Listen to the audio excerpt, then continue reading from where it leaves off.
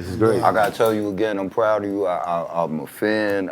I'm happy for you. Like, thank you, bro. I got my starstruck shit or some real shit sitting here with you, so it's crazy, bro. Yeah, we were both on the same time. Real talk. I'm happy to be here, bro. Now, y'all was having a conversation that sounded very interesting earlier. Yeah. Old Queen shit. Yeah, old Queen shit. Old. Where y'all want to start? Yeah, I think it started at talking about Hype Williams. Hype Williams shot his first video. Hype Williams' first video was Mike Geronimo's video. So you broke Hype Williams into the music industry is what we're saying. The way we look at it in the hip hop world. I mean, yes, you're a Queens nigga. Take the credit. Yeah. If you don't, ESSO will take the credit. That's my nigga. The new TK Kirkland. It just all unfolded that way, so yeah. I guess that could be said, but shout out to Hype. Respect. Shout out to Hype. Shout out to Ralph McDaniels. Yeah, Uncle Ralph. Yeah, because he sent them over there in confidence that he was going to take care of that. Uncle Ralph always was in my corner. Shout out to Uncle Ralph. Like, he always was in my corner. What I love about Uncle Ralph, he didn't like just look at me like, okay, you another one coming through the door. Right. Like, he did some real shit for me. Like, you know what I mean? And even after that, like, in terms of my well-being, like he's really like Uncle Ralph, so I love him. I can't thank salute him to enough. Uncle Ralph, man. God bless him. Yeah, real so let's start from the beginning. What's up? Where does it start at? For Mike Geronimo, where does it start at? You mean like the when the it all popped? Is it Blunt Records? No. Before that. Oh, before how that. How did you even get there? Because there's a lot of unsigned artists. There's a lot of artists who got dreams to make it one day, and you know they might be in certain positions that they could relate with you, but can't see themselves there yet. Right. And you made it. So I would say, bro, or some real shit. Like with me, it was always some weird shit. Like this shit was never nothing I was like after or asked for or nothing. Like it didn't happen that way with me. Like I grew up with Large Professor, shout out to Large, but Large was like literally the first person I knew coming outside of my crib. You know, so like I said before, you know, when we was coming up, you would always have that person, your mama would be like, who you outside with? Yeah. You know what I mean? And I'd be like, Mom with Paulie, or that's what we call him. So I'd be like, I'm with Paulie and I'm with Van. Right. Van, Carmen's sister, Nas' daughter's mother. Yeah. So Large and Van were literally, and my man J. Raff from Lost Boys, all three of them was, if I told my mama I'm outside with Paulie and Van and JJ, that she'd be like, all right, you can stay out till, you know, the street light come on. Right. So that's what I knew. And then, you know, we lived in the same neighborhood. My mom's passed away. My mom's, my uncle, and my man Jamal, they all died like in '86. The same year? Yeah, the same year. Wow. So my condolences.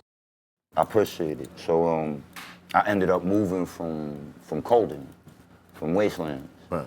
But you know, fast forward, home is always home. You know, so now I got, you know, I turned a teenager. I'm like, when you 15. moved, who did you move with? Oh, I was everywhere, bro. Like at first, I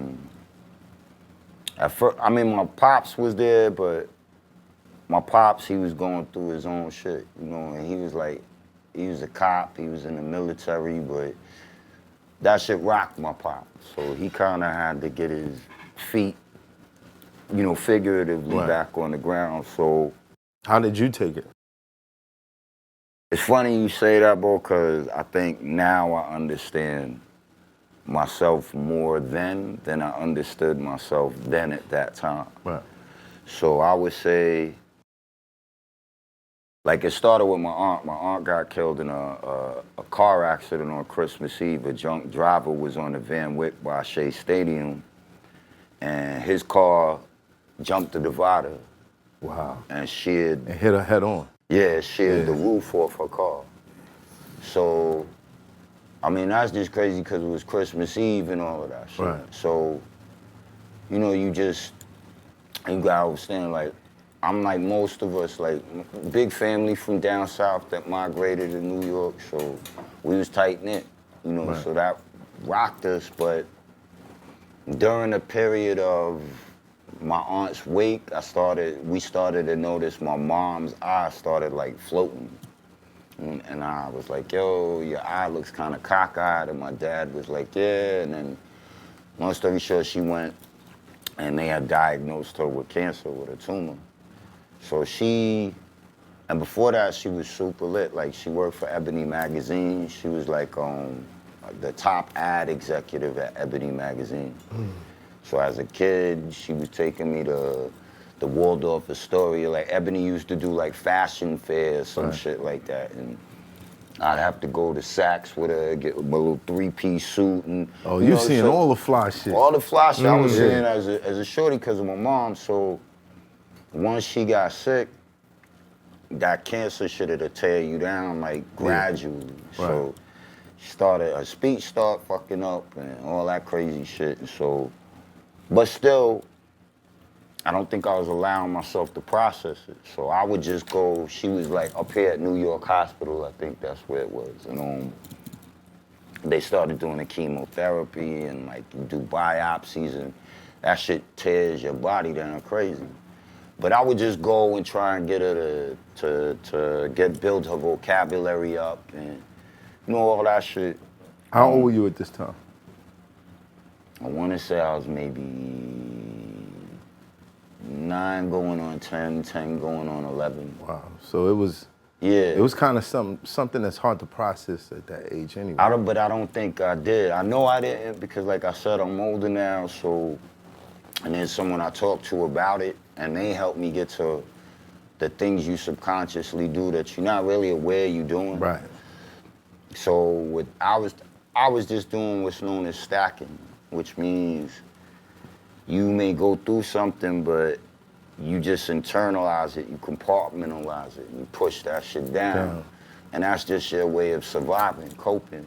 Right. And as he was going through that, my man Jamal, God bless, like he was one of my best friends. He took my bike from Little League practice and ended up getting hit by a van on a Van Wyck.